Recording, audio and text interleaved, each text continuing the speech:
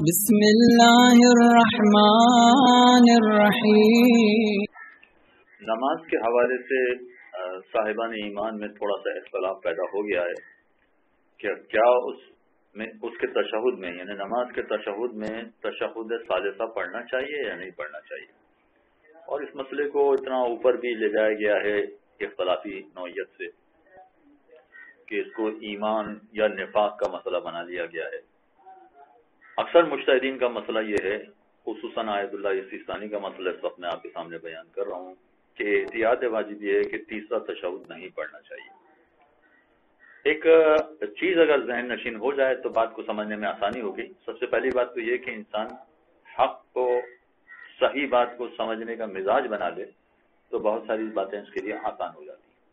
اگر ضد اور ہٹ درمی پر اتر آئے تو بات سمجھنا بہت مشکل ہو جاتا، بلکہ ناممکن ہو جاتا۔ چنانچہ اگر صحیح بات اور حق بات سمجھنے کا مزاج بنایا جائے تو مسئلہ سمجھنا بہت آسان ہوگا۔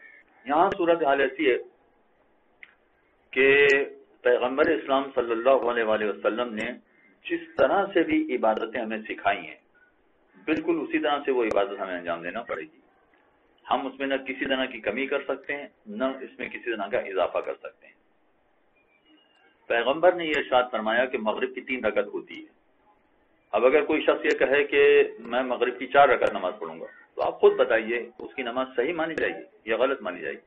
باطل مانی جائے گی۔ سب اس کا اقرار کرتے ہیں کہ باطل ہو جائے گی۔ پیغمبر نے فجر کی 2 رکعت نماز بتائی ہے۔ اگر 2 کے بجائے کوئی شخص 4 رکعت نماز پڑھے اور یہ کہے کہ پڑھے کہ بھائی میں نے کم تو نہیں دیا ہے، خدا نے 2 مانگی تھی میں نے 4 دے دی، کچھ زیادہ ہی دے دیا ہے نا، کم تو نہیں دیا میں نے۔ اگر 2 کے بجائے میں نے 1 رکعت نماز پڑھی ہوتی تو سمجھ میں آتا کہ باطل ہو گئی، لیکن 2 کے بجائے اگر میں نے 3 رکعت پڑھ دی، 4 رکعت پڑھ دی تو کم تو نہیں دیا میں نے، زیادہ ہی دے دیا، خدا کی عبادت تھوڑی زیادہ ہی میں نے کر دی، تو نماز باطل نہیں ہونا چاہیے۔ مگر آپ سب جانتے ہیں کہ اگر کوئی شخص فجر کی 2 رکعت پڑھنے کے بجائے 4 رکعت نماز پڑھ لے تو اس کی نماز باطل ہے۔ اس کا مطلب یہ ہے کہ عبادتیں جس طرح سے بتائی گئی ہیں بالکل اسی طرح سے انجام دی جانی چاہیے۔ اگر اس میں تھوڑا سا اضافہ کر دیا جائے تب بھی عبادت باطل ہو جاتی ہے، اگر اس میں تھوڑی سی کمی کر دی جائے تب بھی نماز باطل ہو جاتی ہے۔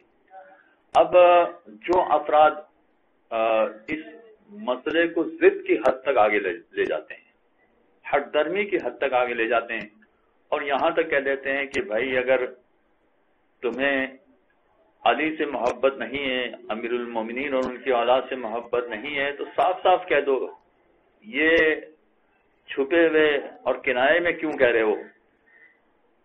جہاں شہادت پڑھی جاتی ہے وہاں پڑھیں، آپ کیوں نہیں پڑھ رہے ہیں؟ اگر آپ کو محبت نہیں ہے تو آپ پھر کہہ دیں صاف صاف کہ ہمیں محبت نہیں ہے، ہم نہیں پڑھتے ہیں، تو کلم کلا اعلان کر دیں۔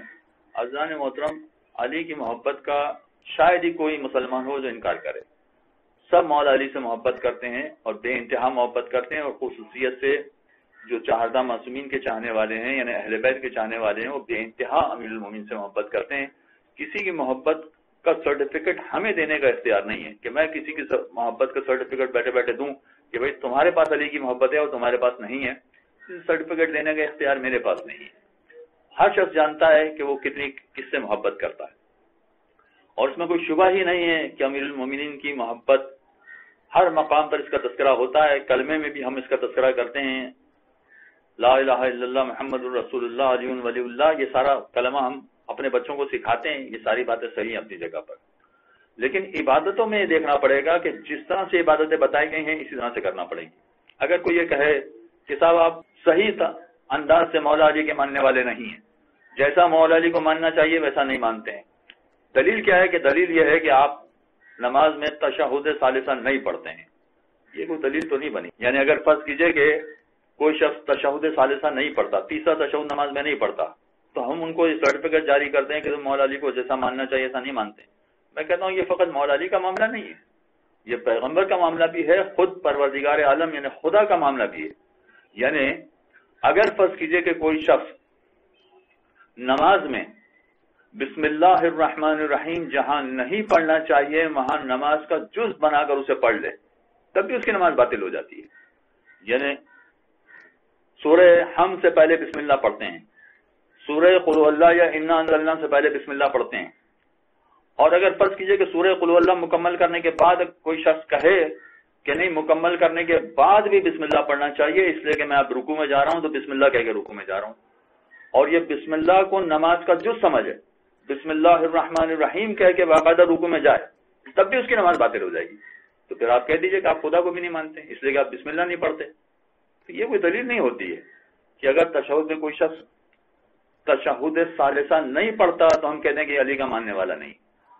بھائی اگر فرض کریں کہ آپ پڑھتے ہیں تو نماز باطل ہو رہی ہے، اور یہ فقط تشہد پڑھنے کی وجہ سے نہیں، اگر اللہ کی وحدانیت کا، اس کی حمد کا کوئی جملہ استعمال کیا جائے مگر نماز میں استعمال کیا جائے اور یہ کہہ کر استعمال کیا جائے کہ یہ بھی نماز کا حصہ ہے، یہ بھی نماز کا جز ہے، تو ایسی صورت میں اگر جب وہ اللہ کی تعریف کا جملہ ہے، اللہ کی حمد و ثنا کا جملہ ہے، مگر اگر ہم اس کو نماز کا جز بنا دیں گے تو نماز باطل ہو جائے گی.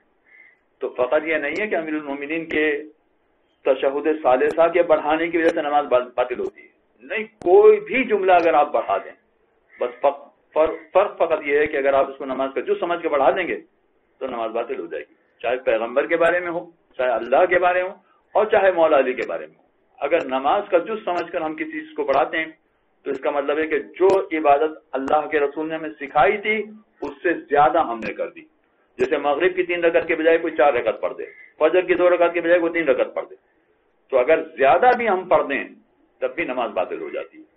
لہذا اگر تمام مجتہدین نے یہ بات کہی ہے کہ تشہد ثالثہ کو نہیں پڑھنا چاہیے، اگر پڑھیں گے تو نماز باطل ہو جائے گی، تو اس پر ذرا ٹھنڈے دل سے غور کریں تو مسئلہ سمجھنا ذرا آسان ہو جائے گا. صلی اللہ علیہ محمد اللهم صل على محمد وآل محمد.